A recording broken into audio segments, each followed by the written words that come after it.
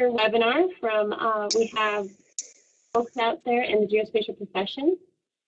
We have Gary Bellata, who is the Maricopa County Elections GIS Manager.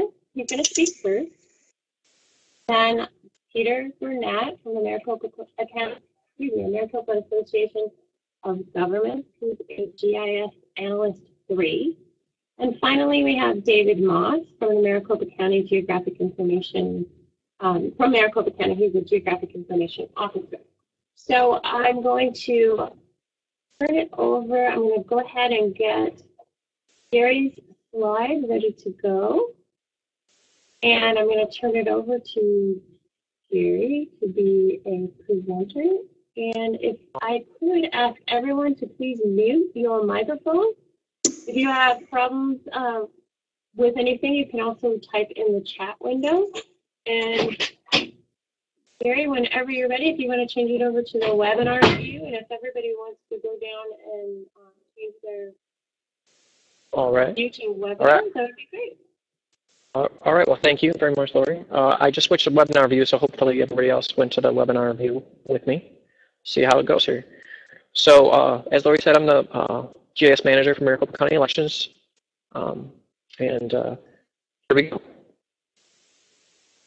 So, so one of the questions was deciding on GIS and how I got in the GIS field. Can everybody hear me okay? I haven't said too much, and hopefully I'm not too loud.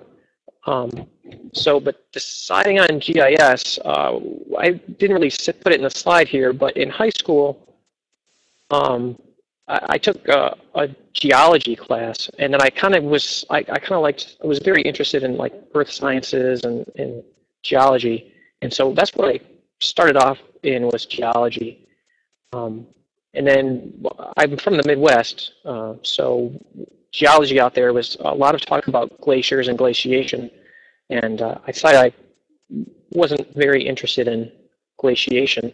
And so, but in the pursuit of a geology degree, I took a GIS class, and I kind of fell in love with it. And so I went on that path of going into really a geography degree with an emphasis in GIS. And so that's kind of how I started in GIS. So after graduation, after getting out of college, I first started digitizing parcel plat maps for a private firm. And it was a consulting firm that consulted with counties for converting their plat maps to GIS format. And so that's my first real GIS job. Then after that, I went into to work for a shopping mall and developer owner, and I created demographic profiles, maps, charts.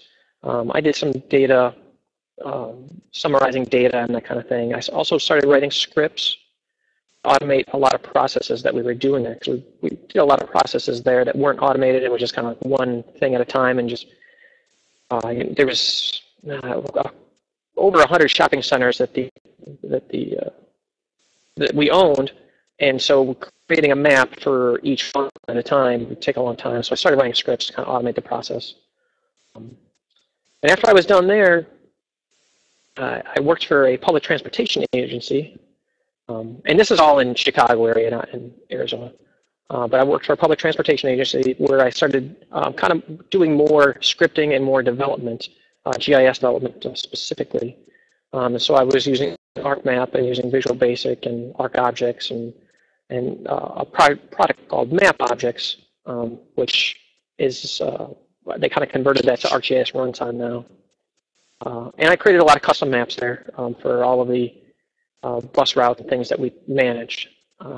So I've done work in GIS in quite a few different industries so far, and there's so many more out there, which is really cool that you can bring your GIS experience to, and GIS now, so many different industries. Currently though, the GIS Manager for Maricopa County Elections Department. So in this position, I do quite a few things. I do a lot of development, JavaScript, Dojo, which is a JavaScript library, and then the ArcGIS JavaScript API. So I do a lot of work in those things for the web, HTML, things like that. I also build desktop extensions for ArcMap using C# and ArcObjects. I manage a lot of spatial data sets. I create election maps, so like for election day, hundreds of maps are created before election day, for election day.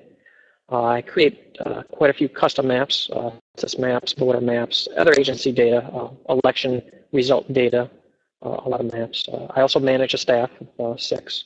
There's another programmer here with me, a GIS specialist and a technician. And I currently have 3 interns, which is very nice, and they just came on board. We have a lot of data that we manage here, and having the interns here really helps out. So I'm going to go in and talk a little bit about some of the different things, specifically elections that we're doing, and that I do specifically. Part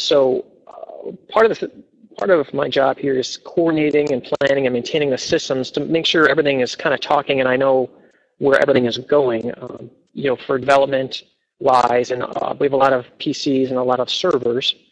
So you can see, we have a development environment. The desktop environment edits our production database. The production database is in a SQL Server database, and there's 2 nodes. And they fail over in case one goes down, the other one will come up. And now this spatial database also feeds data to our election database over here. So all of our boundaries and addresses get fed into the election database. And in the election database, rather than using Esri type queries like through ArcGIS, they're doing spatial queries, SQL spatial queries, and so that's pretty cool that we do that. We also have development and all the data going into our internet sites and also the internet users. In our production database here, we edit and we maintain quite a few data sets. You can see over here, we have address locations for Maricopa County. There's something in the range of 1.5 million addresses that we have now, and we're expanding daily. We manage a street data set, city annexations, school districts, technical education districts, fire districts, zip codes. We work with the post office a lot to make sure our zip code boundaries are correct. And we also do voting precincts and justice precincts and board supervisor districts. So that's all of the main data sets that we maintain and we distribute to other agencies. So in addition to that, I do a lot of development here, and the slide is a little bit blurry, but there's a lot of stuff on here. So at the top here, you can see these are 3 toolbars that we have created as extensions to ArcMap. And these toolbars, this one over here on the left here, helps us maintain our data. So instead of using the ArcMap, going into the table or the ArcMap editor window, we have these 2 buttons here open up these 2 windows here to help us edit the data quicker. It just facilitates things a little bit faster than using the ArcMap, the standard editing tools. This toolbar here does quite a few things. There's a bunch of election maps that we create. There's the bottom map here is a split map. So on the left side here, there's one school district in this Carnation voting precinct, and on the right side here is a different school district in the Carnation.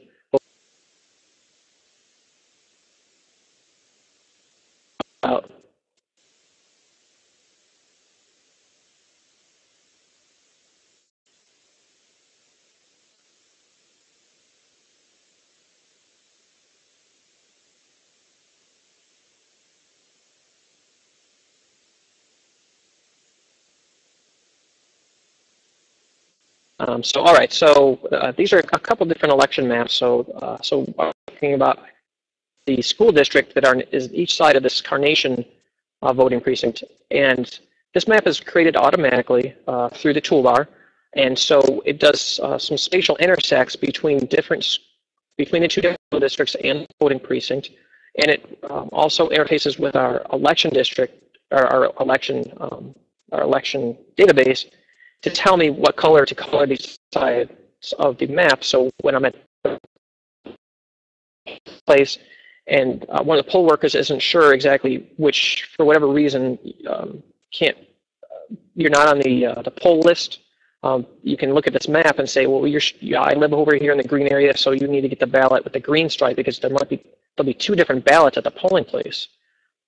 So by doing create maps like this, the same thing is happening up here. This is a consolidated precinct map, and so this is all created through code. And over here, there's a troubleshooter map, and so we assign polling places to troubleshooters, and then we also create a bunch of maps based on those assignments. And so if you can see those green dots, those are all of the polling places that are assigned to whatever troubleshooter map this is. And so that's all created through these toolbars here, all these maps. There's hundreds of these maps created for each election. Down here too is another tool that we use here during redistricting times. During redistricting, it's hard to see, but in this table here is a census block ID, and by using spatial intersections, we can figure out which census block is associated with which voting precinct. And so we have a census block number and a voting precinct number. And by doing intersects and that kind of thing, we can do this all automatically, figure out which census block ID is associated with which voting precinct. And then also, when we do redistricting and we're finished, all the new voting precincts and the red line, the red boundaries here are our voting precincts, need legal descriptions. And so we have a tool that I built that creates the legal description for you so somebody doesn't have to type it all out by hand, because that takes a very long time. So yeah, it's a lot of development here in elections. All right. So in elections, we're using SQL Server Spatial, so you can do SQL queries to figure out different relationships. There's also, besides SQL Server, there's also Oracle Spatial, and there's also some other spatial databases that could be used. But we're using SQL Server Spatial. So in this first one here on the left, there's a query here, and it's trying to figure out which election districts fall within this Tierra Madre voting precinct. So you can see Chandler Unified, School District, and Gilbert Unified, and there's some other ones down here. And you can see it here if you were to look at an ARC map, but in SQL Server Spatial, you can do a spatial query, and you can get the list just output for, depending on what you're trying to do.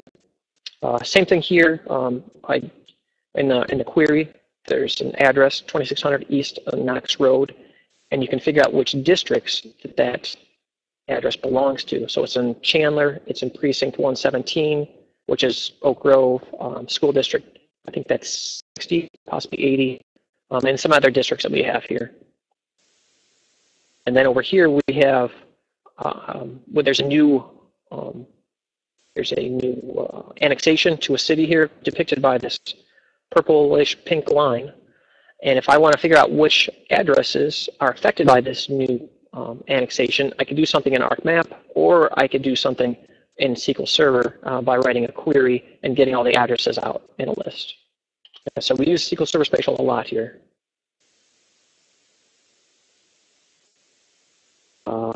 We also do, I also do web development, like I was saying before. So we have a website. There's a district mapping website. You can search by addresses to zoom to different addresses in the county, and it'll tell you the districts that you're in it'll tell you all the districts you're in. There's a little window pop up down here telling you what districts you're in, and you may or may not have that on your, the next election coming up. It'll show you all the districts that we have for you. Down here, every couple of years we go through redistricting, and so we have a web application that allows the public to go in and tries to say, okay, I want this voting precinct, and maybe in this justice precinct, in this voting precinct, in this board of supervisor district, or because we do justice precincts and board of supervisor districts. So it allows you to interactively kind of tell the user what they would like the new districts to look like. And so you sign in and you do a bunch of different things, and then you check in your plan at the end, and we get an email saying, okay, well, this person's finished working on this plan, and then I can take a look at it to see what that user suggested that we do for these district boundaries. And then over here is another website where I was talking a little bit about the troubleshooters earlier, and so this website allows us internally to assign polling places to the troubleshooter areas. A while back, we would somebody would draw on a paper map, say this polling place here into troubleshooter 83, and this polling place here into troubleshooter 83, and then somebody would take that map and then go into like a just data enter that. But now somebody can go in.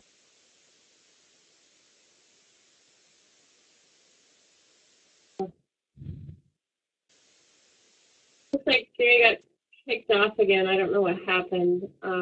So he got. All right, I apologize for that. I'm not sure what happened there. I don't know if I'm having a bad internet connection or something. No, I apologize. I hope it's not us. But go ahead. All right.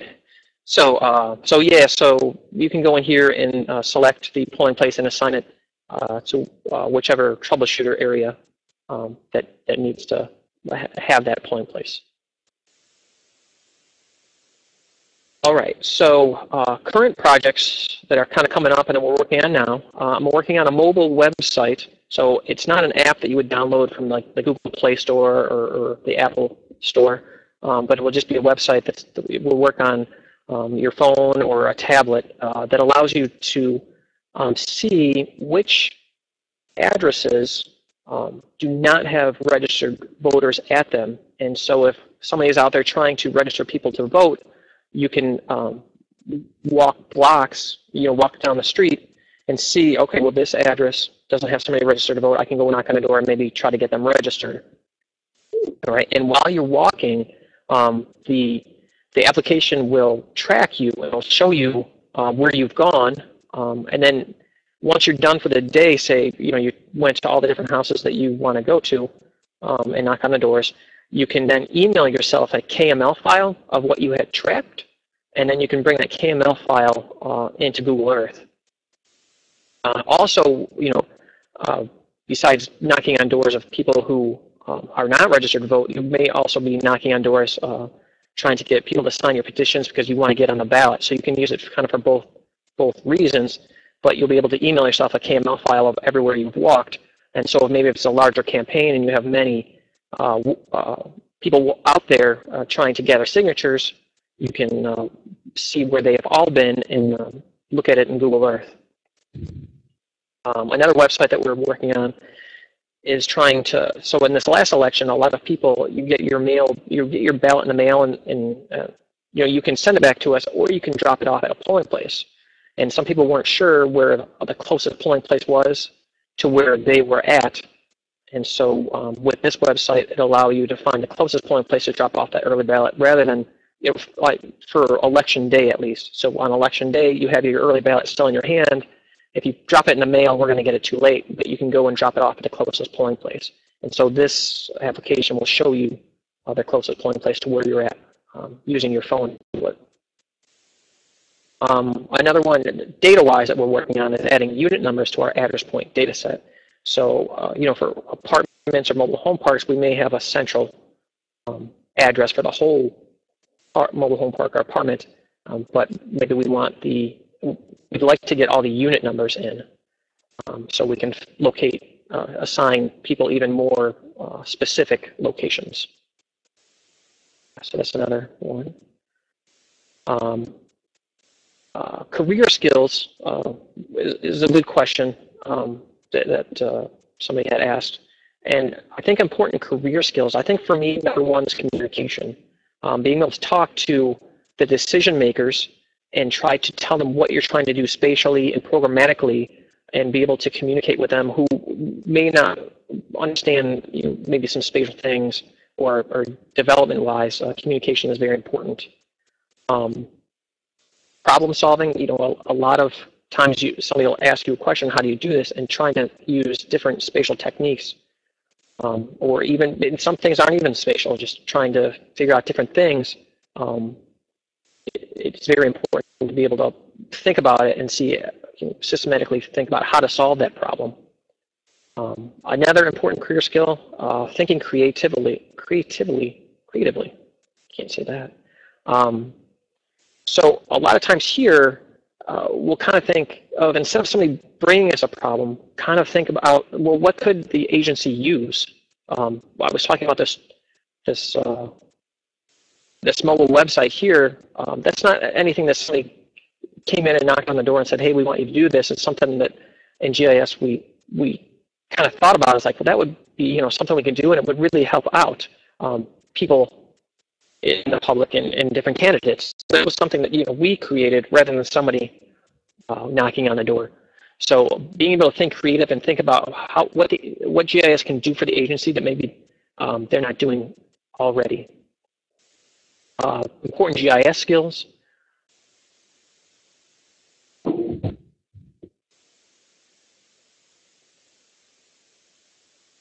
It looks like we lost Gary again. Difficulties. Actually, his time was just about up so that we can have time for everybody to speak. So what I'm going to do is I'm going to go to the next slide, which is his contact information. And if we have time at the end, we can ask questions. But I want to make sure that everybody gets an opportunity to speak. So we'll go ahead and move over. Peter, are you ready? We'll go ahead and I'll give you the presentation tools. And all right. So I'm back in. Oh, sorry, Gary. We just actually, if you don't mind, in order to make sure that everybody gets an opportunity to speak, we're going to go ahead and move on to Peter. Okay. Yeah, absolutely. I apologize. I don't know what was happening there. Well, I don't know if it's us or you, so I apologize. But I have your contact info up here, and then at the end, if you're going to stick around, we hope you can, so that if folks have questions after everybody's Yeah. Yeah, definitely. I'll stick around. I'll mute myself now, but I'll stick around for sure. All right, thanks. All right, Peter, I'm giving you presentation controls, and so you can go ahead and get started. Thank you. Looks like I've got controls. Everybody can hear me okay? Yes. Okay, perfect. Thank you. First off, before I begin, I just want to say that I've known Gary for a little bit. Great job, Gary. We actually tried to steal, as you can see, Gary does a great job there. We actually tried to steal him away a while back, but he's obviously doing a great job for the elections department. We actually used to maintain the street data sets here in Maricopa County, and the elections department has taken that over, and they've run with it and done a great job and put everybody at ease that only one agency needs to edit that data set. So we're thankful to them for that as well.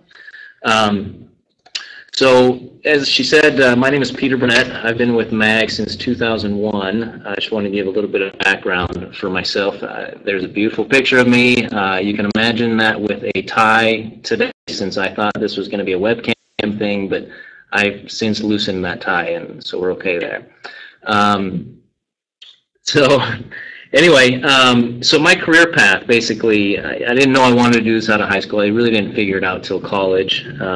Started out, took a geography class, kind of like Gary he took a geology or whatever, and I took a class. I said, hey, this is really fascinating stuff. And I started out as a planning major, took my first GIS class, and was hooked. I looked around me and realized that,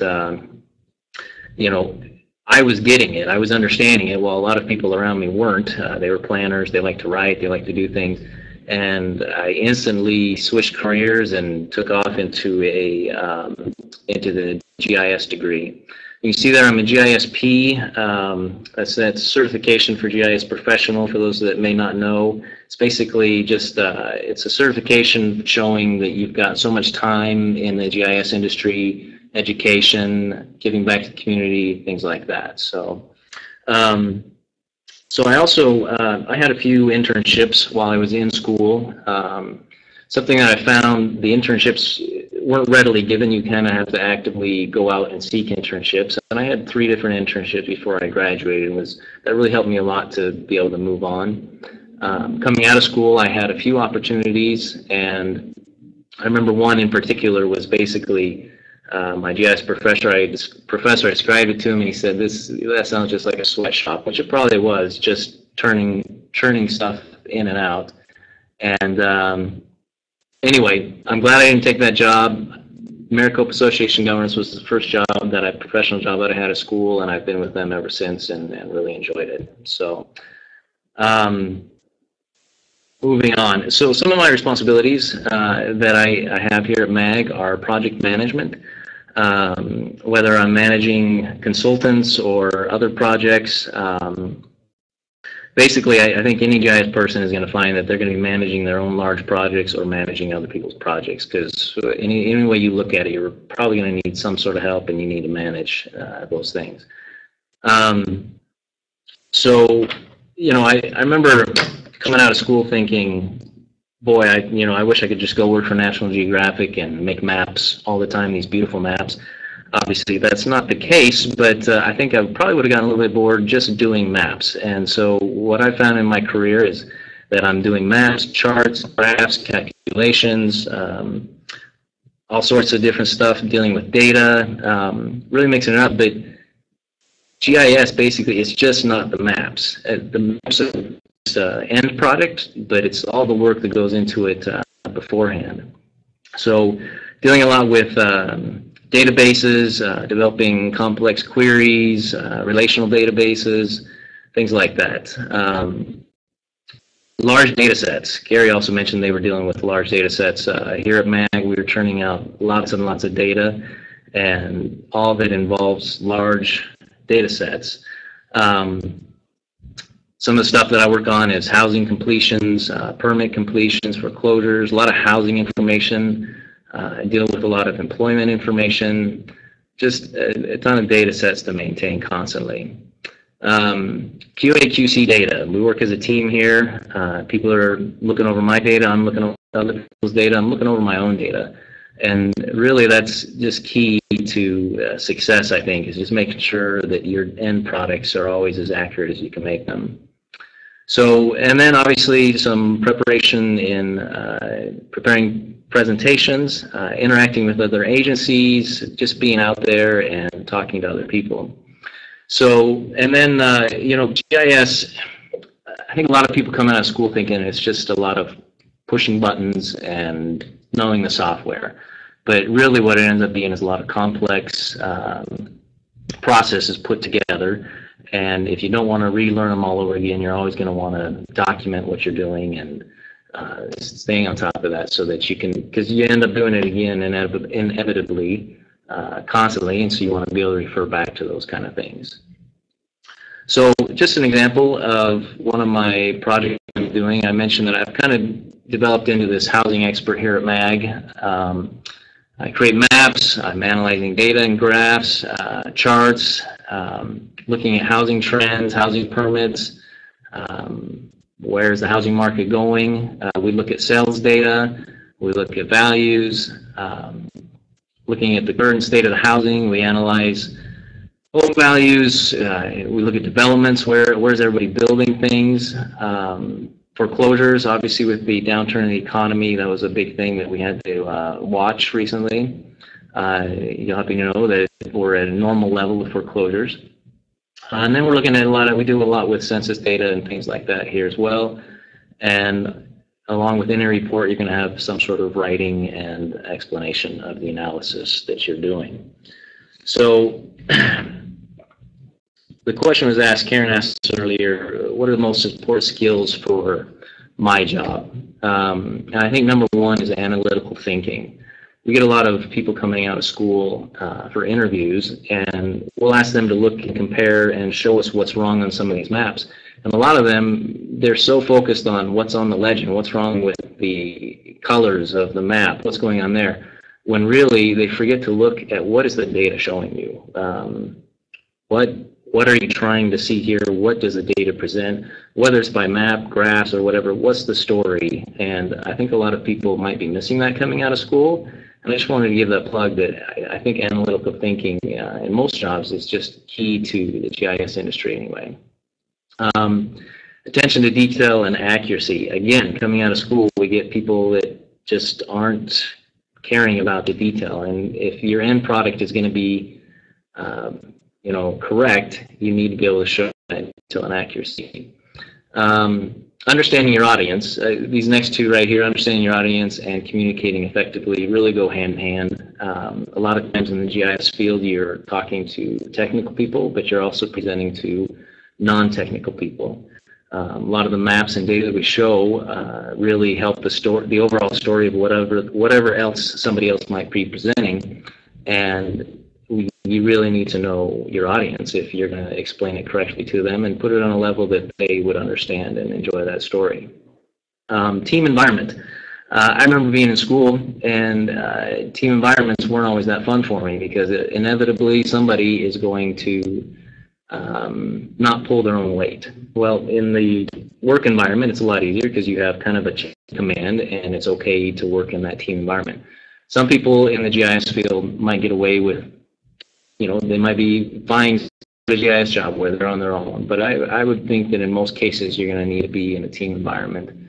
And knowing how to take feedback and to give feedback properly, again, that goes along with communicating, I think is all really important to the job.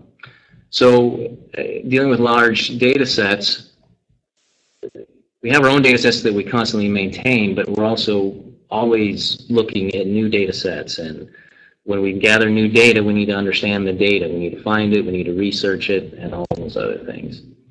So QA, QC skills, it's really frustrating, I think, when you see people that don't, again, that goes back to the second point of detail and accuracy, but having good QA, QC skills is really important. You want to check your data, have other people check your data and your work and your final products to really be successful, I think. So what are the most important skills for in GIS? So I remember when I was in school, somebody from the county assessor's office where I went to school came out and they said, they were kind of a guest speaker in our class, and they said, you guys really need to learn databases. And when you're in school, you're a little bit short-sighted, and I remember thinking, yeah, right, we just need to know how to make maps and we're good. I realized real quick when I started my profession that database design, maintenance, relational databases, queries, joins, all these sort of things are super important. It's all about the data that's behind the map that supports the maps, and the graphs, data analysis, all that sort of stuff. You may have noticed also that I haven't put down programming as part of my GIS skills. I am not a programmer, and there are plenty of jobs out there that in the GIS world that do not require programming. I had some programming classes, and it just wasn't for me. I've been lucky enough to find a job that is more analytical. I definitely see the value in programming, and it's necessary, but I myself enjoy the analytical side of things. So also, like I mentioned earlier, you want to learn not just what to do with the software, you want to understand what's going on behind the button pushes. I think a lot of people come out of school only learning the software, which most people can do, but it's really understanding what the tools that you're using, what are they actually doing. So along with that, being able to learn new technologies and things like that. Math and formulas, of course, anybody can look up math. We have computers and calculators and all those sorts of things, but understanding what you need to do to calculate fields and calculate data to get the information that you need. Along with anything else, gathering information, analyzing. I know I've said analyzing a lot, but that's what we do here. Our graphic skills, model building. So you can do model building without programming. There's so many processes, I mentioned this earlier, that you put together. That's where the documenting comes in.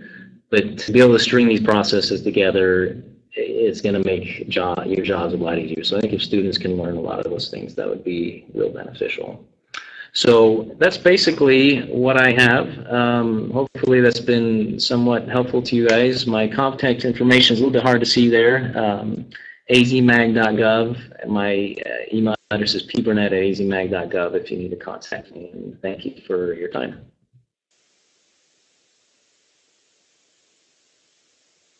Thanks, Peter. Again, if you could stay to the end, that would be great for questions. I know I've been jotting down questions for both you and Gary so far, so hopefully at the end we can gather those questions and ask them. So can you stay? Perfect. I'd be happy to stay. Thank you.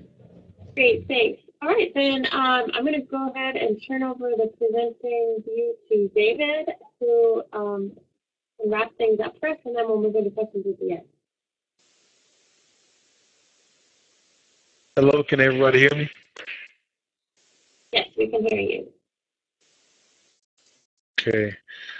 Well, I promise to keep this short but sweet. I appreciate the other guys on the call as well during the webinar. And I work with Gary. I hadn't had a chance yet to work with Peter. With Peter for what he do at MAG, but I've been over there to visit. Those guys do great work over there as well. And I talk with Gary for a lot, and he's doing some awesome work over there. So, those guys hinted on the programming and the analytical side, and I've done a lot of those things in the past. And currently, I've just been working this position for 2 months now. I came from Houston, Texas, so I'm getting used to Phoenix, Arizona, and I like it. I am the Geographic Information Officer here at the Office of Enterprise Technology at Maricopa County. So deciding on GIS, I'll be totally honest with you, I knew nothing about GIS when I went to college in 1999. I mean, when I graduated high school in 1999. What I wanted to do was do chemical engineering because I was from Louisiana, and that's real big with oil and gas companies there, and we did chemistry. I was an ace at mixing and doing subtracting electrons, neutrons, all that good stuff, and I just wanted to blow things up. So I thought doing chemical engineering was awesome, and I was a basketball jock as well in high school. So I got a full scholarship to go to West Virginia University, academic. Went there 1 year, decided I didn't like it as much, and I wanted to transfer to Las Vegas to go do computer engineering. Also, my current wife was there as well, and we were dating, and so I came out and I liked it.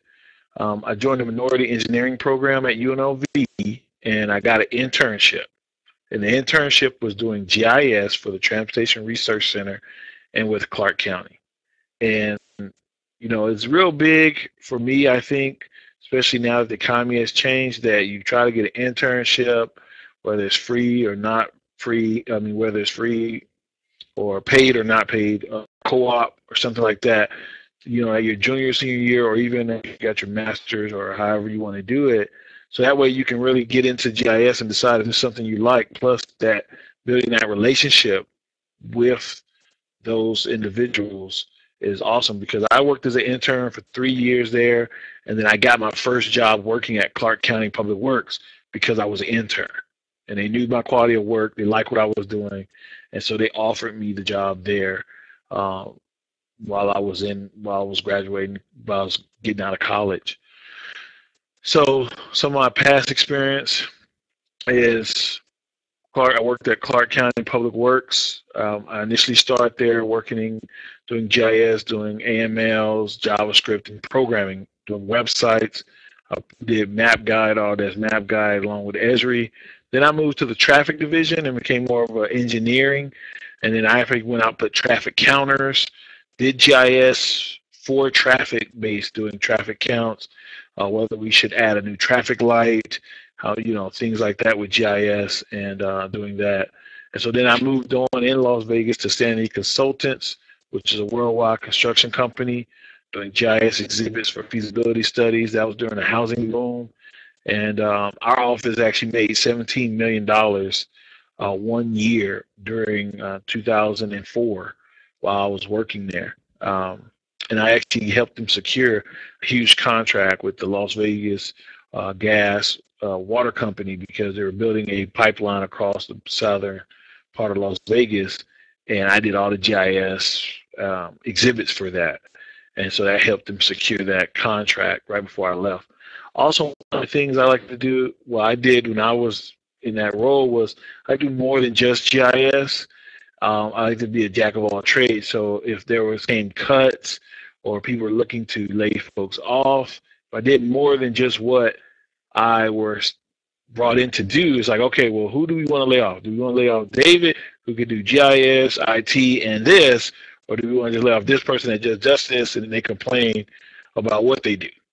And so I always kind of made myself way more valuable, so that way I was never considered on that list. So I actually did IT help desk. I was in charge of that for about 6 months, and their actually help desk person left while I was doing GIS.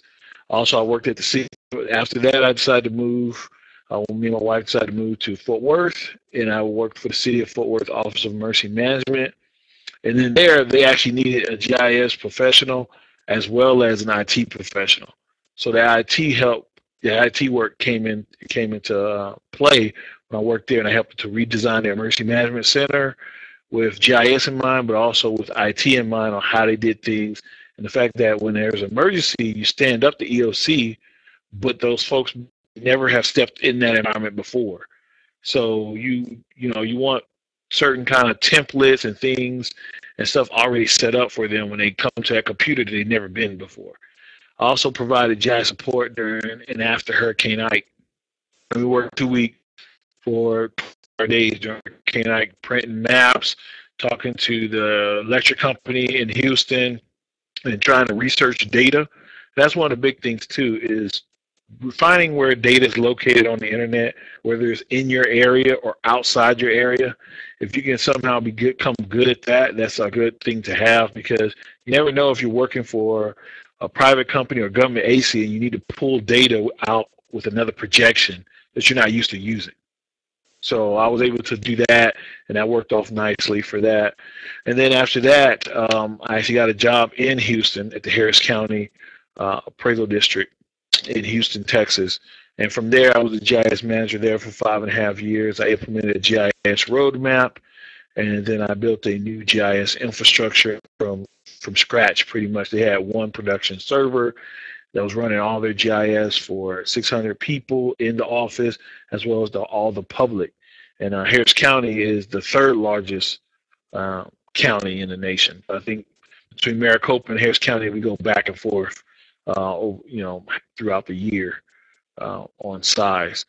So one of the things that kind of interests me was, because of my background, I ran into a lot of professionals that didn't understand GIS from an executive level. And so when you need to get money for people and for software and hardware, and the fact that GIS is kind of expensive, I end up doing a lot more of working with upper management, prepping them, showing them how we were going to use it and how to do it, as well as trying to implement it. And I moved more to the management side. I like doing that more because of the fact that I always tell people, if you don't like the decisions your management is making, then you become the manager, and now you can make the decision.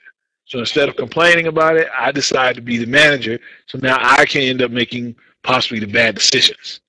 Hopefully I won't, but now it's in my hands to make those decisions.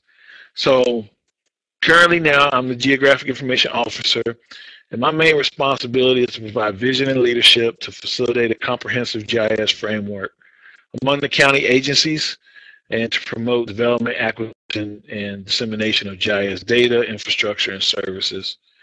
Pretty much, our office is here to support the other different departments. There's 55 different departments in Maricopa County, and some of these departments have, awesome GIS teams that's been doing it for a while, such as Gary's team in elections, the assessor's office, and then flood control. And then we also have some departments that are brand new to GIS. I just met with public health, their preparedness team that work just for preparing awareness of health-related issues, and they're just starting to using GIS. So we work with those different agencies to provide, support, and to provide programming, database setup, expertise in the GIS. So currently, some of my major goals here is to update and implement a long-term GIS workforce development plan. So that way we can always have whether they're techs, programmers, or managers, or database administrators, we kind of be able to plan for their development moving forward in the future. So I know, okay, I need this amount of training budget this year, next year, and the following year, and I want my folks to be certified in this, but I know exactly where the training is going to come from. So some of this may be Esri, as well as a local or outside training company providing training here in Phoenix for our personnel.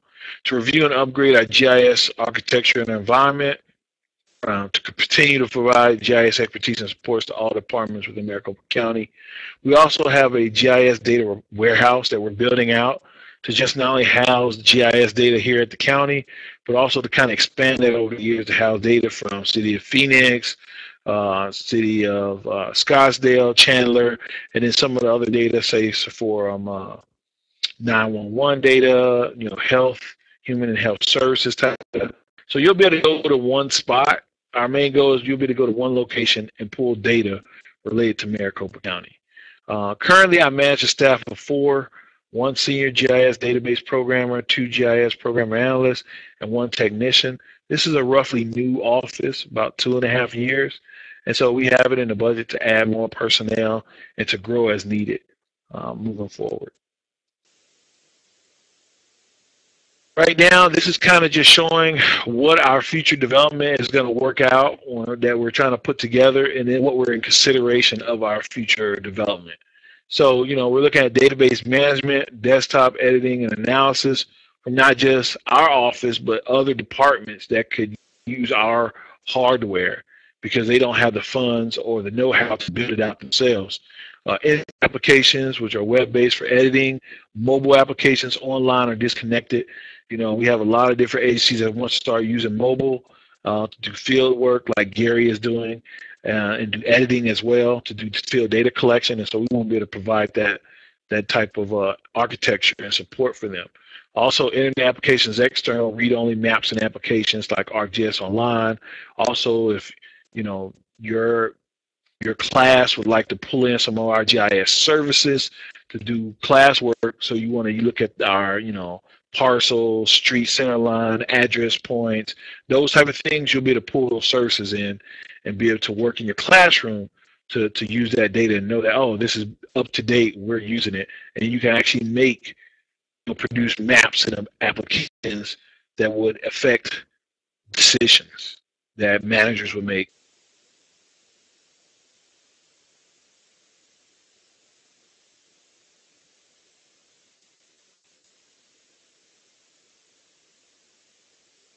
Well, it looks like I don't hear David anymore. Could anyone else write in the chat box if you're hearing David? We lost you, David. We lost your sound. Oh, looks like he dropped out. So hopefully he'll come back in a second. While we're waiting for David to come back, looks like Peter and Gary are both still online. So do we have questions for Peter or Gary? If you'd like to type your question in the chat box, please do so, or you can raise your hand, or I don't think there's a way to raise your hand, so just type in the chat box that you have a question, and then we'll let you speak and mute ourselves. It looks like David's trying to come back. David, I see you, but I can't hear you. Can you say something?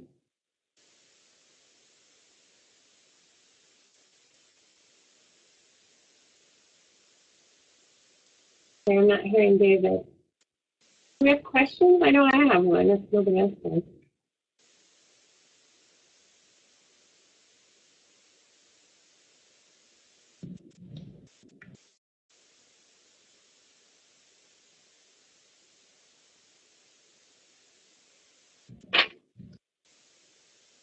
Okay, I have a question for the group. All of you talked about either being interns or having interns in your institutions, and I was just wondering if you participated in an internship, how did you get those internships?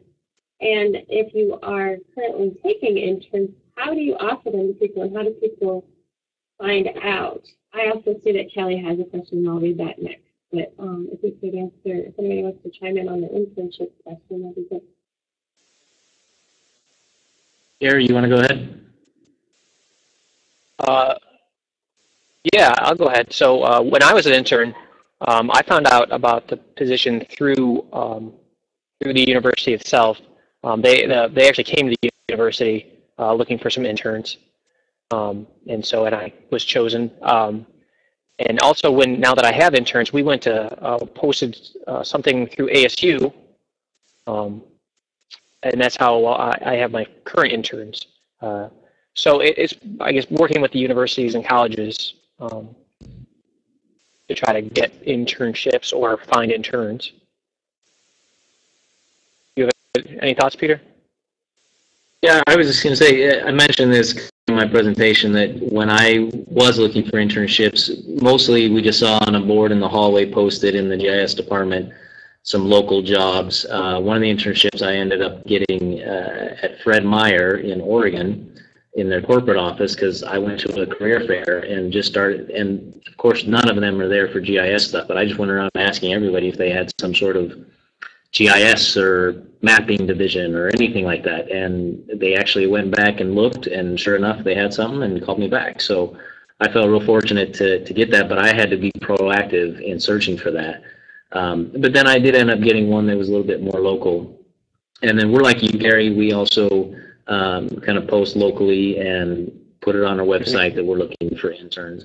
But may I suggest one resource that ASU puts on is a GIS, not a career fair, but a kind of a GIS information day where a lot of companies come on the same day, and they, we basically answer questions. They have a panel up there, they answer questions to everybody, and then they go around to all the booths. And it's not so much to look for a job as it is to see how vast and how many jobs are out there for GIS, really. Mark, do you want to chime in as far as the NAU? Because we're hearing a lot about ASU, and this is an NAU type project. And an MCC Sorry. project. Karen's not here to talk about Mapes Community College, but Mark, do you want to chime in about anything to NAU?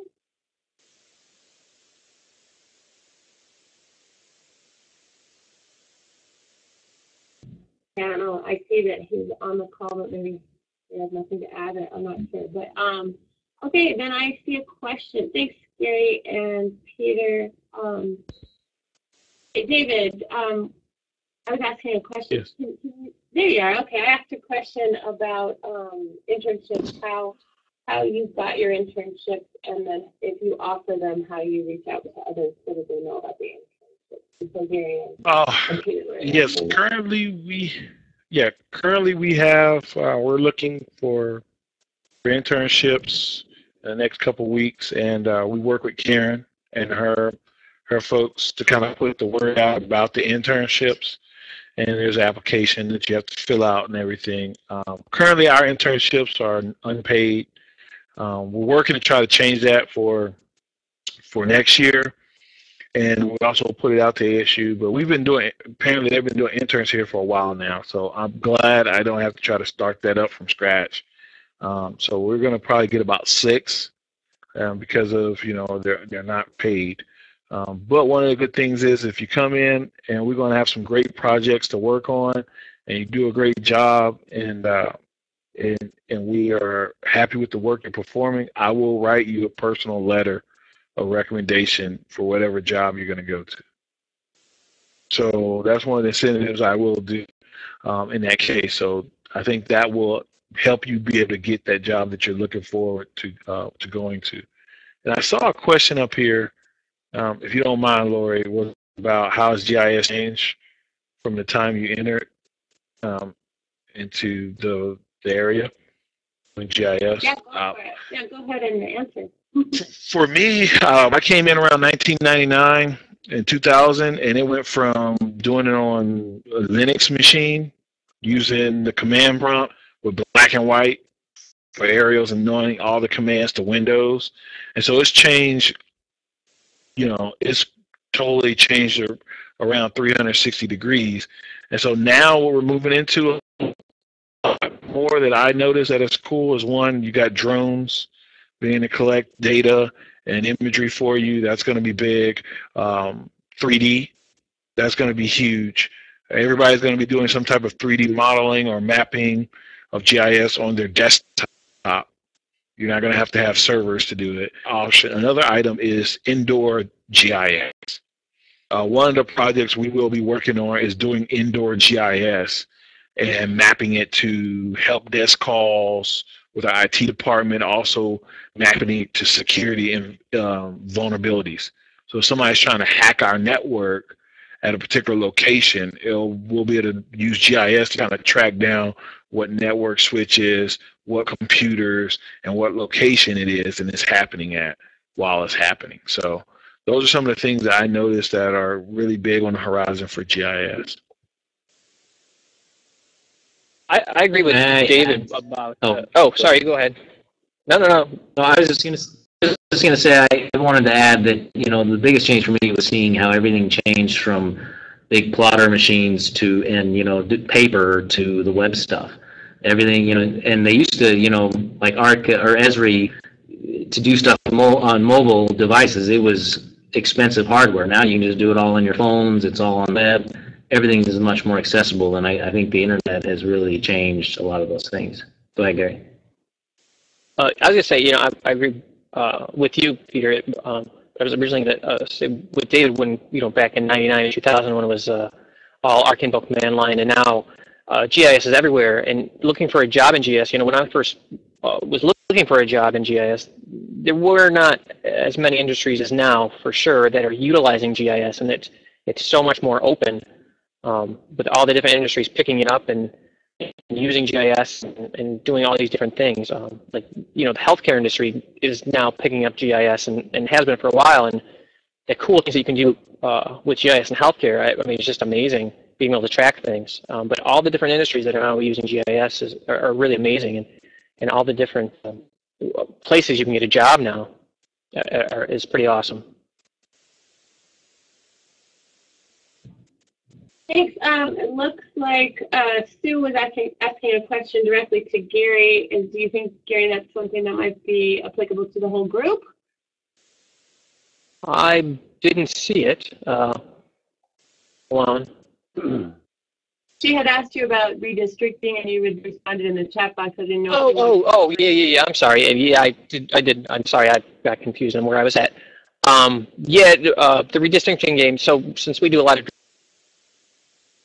redistricting here, Susan asked about the redistricting game. I have not seen the redistricting game, and she mentioned that it's difficult to use. Without redistricting website, I think it's not too difficult to use, but I'd really like some feedback, because when we do redistricting and we have put the website out in the past, I'll get 10 to 15 users, and they'll submit different ideas for districts. But I don't really get feedback saying it's easy or it's hard to use, or I'd like this or that, and that kind of thing. And we'll be doing redistricting next year again. We'll definitely be changing our justice precinct boundaries. I think those are the only boundaries that are kind of up for redistricting next year. So it'll be live. So if I get feedback on it, it'd be great when it does go live next year. But I could always, if somebody's interested in seeing the what I have, I could always show somebody personally, kind of in a testing environment rather than live.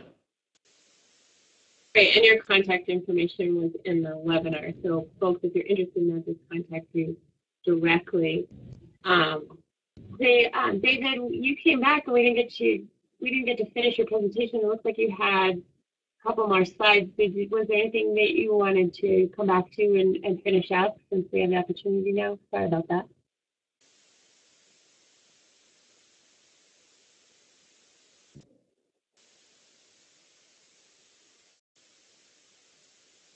Now we don't have David audio again. I don't know what happened, but he had a couple of slides, so he comes back. Yes. Oh, there you are. Okay, there you go. All right, here, I'll get the presentation. Oh, okay. I was just showing some of the web applications that we've put together, as well as the website that you can go to here to see some of our web applications. And so by the end of this year, you're going to see a total kind of rebranding of some of the GIS main site, make it a little more user-friendly, bring it up to date.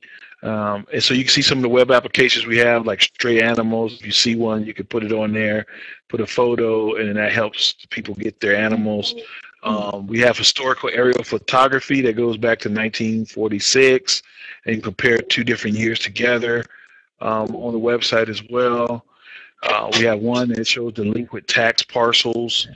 This one right here is the particular pictometry oblique imagery application. We didn't build that one, Pictometry did, but we have access to it.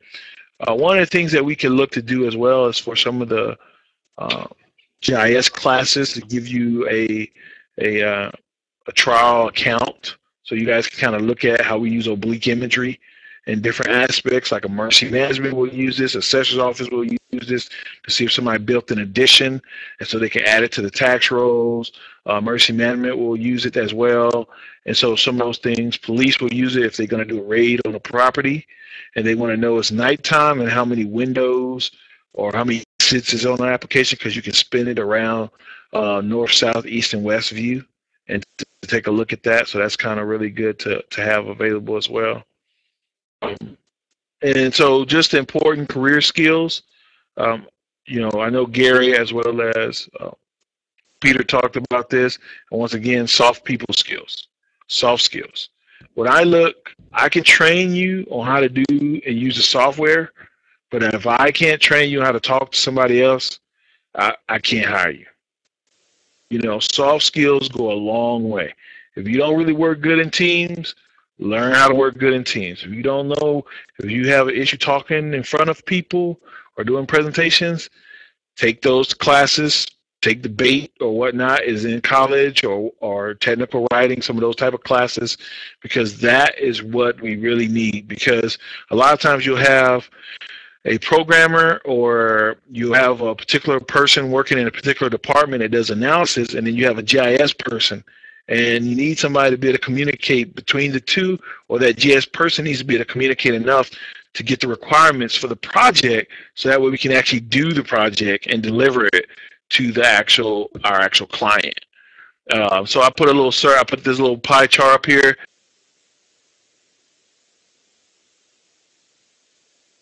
He was just getting to talk about his pie chart, and he fell off of the call. But sounds like something that he is echoing what we're hearing a lot from a lot of industry and people out there in the profession, that soft skills are critical. I don't know if Peter or Gary, you want to chime in there. We're actually a little over time, but since we lost people, I'm trying to make up for that. Looks like David's trying to come back too. I think if you want to stay at a level 1, and you don't want to do those things, then don't learn those skills. If you want to be able to move up and do other things like presentations and advance your career and so forth, you definitely need to learn those things. David, we can hear you again. Sorry, I don't know why I keep jumping. I just agree with whatever Peter just said. I agree with it. I agree with what he said, you know, and then problem solving, thinking out the box. And you know, if you don't want to move up and you like what you do and you want to do the programming part, you know, you still want to have a little bit, because every now and then people will come to you and ask for things, and you don't want people to say, man, I hate going to ask David for something because he just treats me bad and he doesn't never, you know, help me. So so you want to have some of that as well. And I don't have command of the next slide, so whoever does, can you just push it?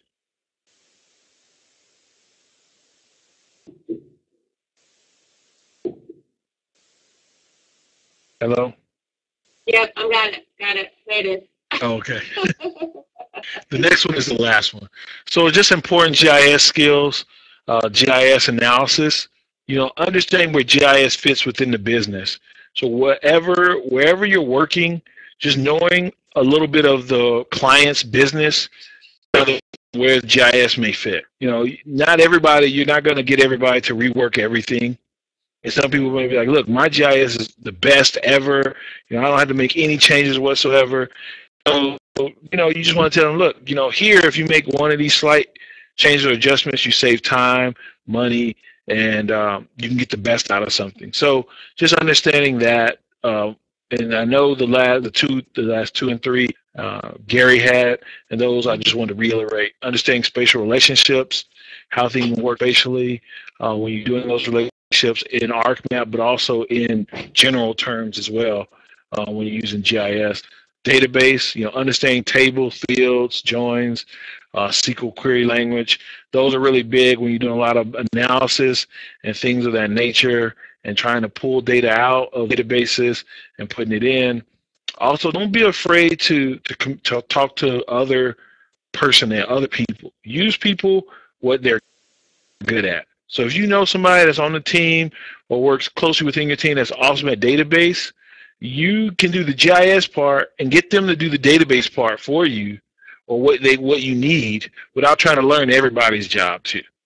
Sometimes GIS personnel, you're a jack of all trades.